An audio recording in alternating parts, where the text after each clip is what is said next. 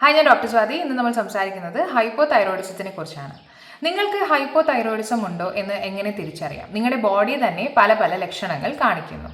ഭക്ഷണം അധികം കഴിക്കാതെ തന്നെ, അല്ലെങ്കിൽ സ്ഥിരമായി ജിമ്മിൽ പോകുന്നുണ്ട്, ഭക്ഷണം അധികം കഴിക്കുന്നില്ല, ഫ്രൂട്ട്സും വെജിറ്റബിൾസും മാത്രമാണ് കഴിക്കുന്നത്, സ്റ്റിൽ വെയിറ്റ് ഗെയിൻ ഉണ്ടാകുന്നു.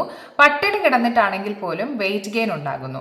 അമിതമായ ക്ഷീണം, അമിതമായ ഉറക്കം, ഡിപ്രഷൻ, മെന്റലി ഭയങ്കര ക്ഷീണം തോന്നുക, മെന്റലി ഫെറ്റീഗ് ആയിരിക്കുക, കയ്യിലെയും കാലിലെയും ജോയിൻസിലെല്ലാം വേദന, കയ്യിലും കാലിലും എല്ലാം നീര്, ഡ്രൈ സ്കിന്ന്, തണുപ്പ് ഒട്ടും സഹിക്കാൻ പറ്റാതെ ഇരിക്കുക, ശബ്ദത്തിൽ ഉണ്ടാകുന്ന വ്യത്യാസം, അതിഭയങ്കരമായ മുടി കൊഴിച്ചിൽ, വയറ്റിന്ന് പോകുന്നതിനുള്ള ബുദ്ധിമുട്ട്, മെൻസ്ട്രൽ സൈക്കിളിലെ ഇറഗുലാരിറ്റി, കൂടുതൽ പാഡുകൾ മാറ്റി ഉപയോഗിക്കുന്നു, ഒരു മാസത്തിൽ 2 തവണയോ 3 തവണയോ പീരിയഡ്സ് ആകുക, തണുപ്പ് ഒട്ടും സഹിക്കാൻ പറ്റാതെ ഇരിക്കുക, ജോലി സ്ഥലത്തെ മന്ദത, നെയിൽസ് പൊട്ടുക, ഇവയൊക്കെയാണ് ഹൈപ്പോതൈറോയിഡിസത്തിന്റെ ചില ലക്ഷണങ്ങൾ.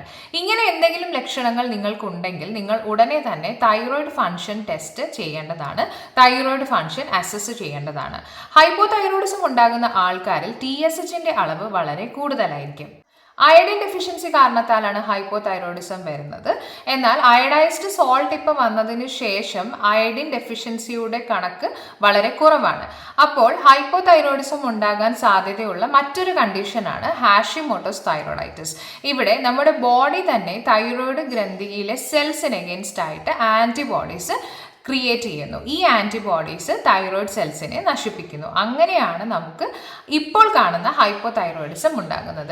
ഈ ആന്റിബോഡി ടെസ്റ്റ് ചെയ്യുക എന്നുള്ളതും വളരെ അത്യാവശ്യമാണ്. മേൽപ്പറഞ്ഞ എന്തെങ്കിലും ബുദ്ധിമുട്ടുകൾ നിങ്ങൾക്കുണ്ടെങ്കിൽ നിങ്ങൾ ഒരു ഫിസിഷ്യനെയോ എൻഡോക്രൈനോളജിസ്റ്റിനെയോ കാണിക്കുക, ട്രീറ്റ്മെന്റ് സ്റ്റാർട്ട് ചെയ്യുക. Thanks for watching. If you liking my videos, please do like, share and subscribe. Thank you.